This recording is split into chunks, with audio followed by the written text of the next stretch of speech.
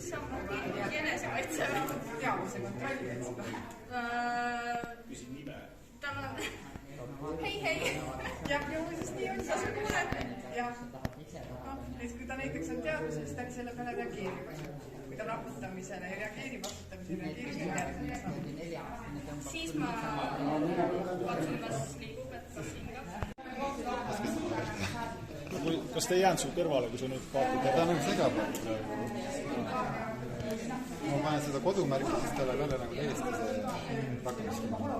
Miks nii on? Aga ülevalt otsast võtad? Tõsta kuhugi lahka ära. Seda ma ei saa, see liigub nii, et ma selle pillidega koos.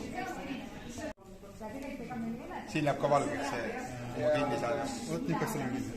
Kui kinni saad, siis tuleb...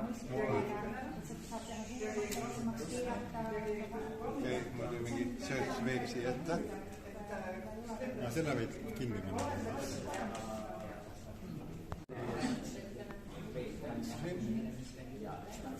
Ühe mootoriga.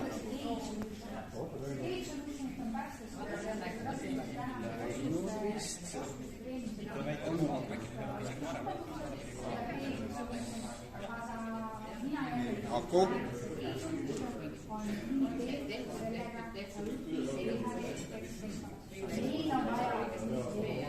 Asjad saad liikuma panna, saad neid stsenaariumi siin teha ja nii edasi. Et see ongi selle programmi nagu võlu. Kuni siis selleni välja just see kõige tähtsam, et sa saad visualiseerida seda tulekahjut hästi lihtsalt, hästi mugavalt, eks. Ja kasutaja jooksebki siis joystikuga siin sündmuspaigal siis ringi ja kogub informatsiooni. Näiteks kui siin sees on mingi kannatanu, saab ühesõnaga avastada ringi, nagu päris maailmas siis praktiliselt. Et sellisena ta siis välja näeb. Ja näiteks ongi see, et kui siin nüüd ongi juhtunud nüüd liiklusõnnetus näiteks, teen siis mingisuguse liiklusõnnetuse,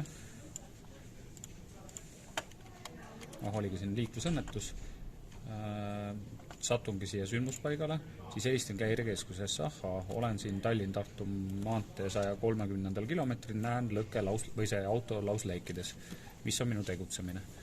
Ja siis saadetakse ressursid välja ja nii see protsess siin nagu õppimisega. Aga sa ütlesid, et see kõne nagu teil mängu ajal lähebki sinna teise ruumi ja siis seal nagu nad peavad olukorda lahendama nagu... Ja, siis nad saadavadki, hindavadki, koguvadki seda infot, küsitaksegi seda, et võib-olla alguses on siin lihtsalt suitsu, küsitakse, mis värvi see suits on, sealt tulevadki siis häirekeskuse klassis on need täiendavad küsimustikud, mille põhjalt siis otsustataksegi, tehaksegi riskianalüüs, et kui siin nähakse nüüd kannatanuid, siis saadetakse kiirabid välja, kui inimesed on kuskil autos lõksus, saadetakse päästed välja, et siin ongi see ohuhinnang, et mis kõrgendatud riskid on.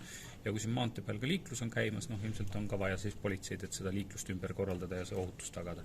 Et vastavalt sellest, mis infot siit kogutakse, vastavalt sellele saadetakse ressursid välja ja siin võib juhtuda ka nüüd see, et ilmselgelt ei jõua need ressursid üheaegselt kohale, võib-olla politseinik jõuab kõige esimesena kohana, aga temal ei ole oskusi siin tuld kustutada, aga ta peab juba otsuse vastu võtma, et milline, kuhu ma pargin auto, missugused on esimesed tegevused, mida ma teen, kui ma näen, et auto suitseb, aga tuld ei ole, kannatanu on sees, kas ma hakkan liiklust korraldama või ma pigem lähen aitan selle inimese sealt välja, kas ma inimest tohin üldse liigutada või tal on mingid füüsilised vigastused. Et hästi palju selliseid otsuseid ja samal ajal siis instruktor kõrval siis hindab seda olukorda ja eskaleerib seda sündmuste käiku vastavalt olukorrale siis.